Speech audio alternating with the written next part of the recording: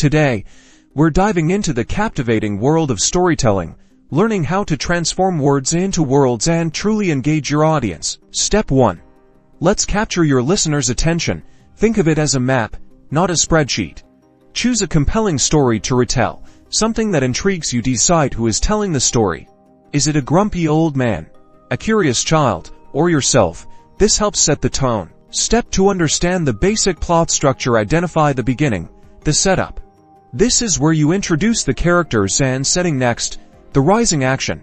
This ramps up the tension with key events. Then, the climax, the story's peak. This is the point of highest tension. Step 3. Enhance your story with vivid details. Use descriptive language. Paint pictures with words. For instance, instead of saying, "The night was dark," try, "The night was as black as a raven's wing, swallowed by shadows." Finally, be authentic. Let your excitement and passion shine through. Storytelling is about connection. Practice, experiment, and most importantly, have fun.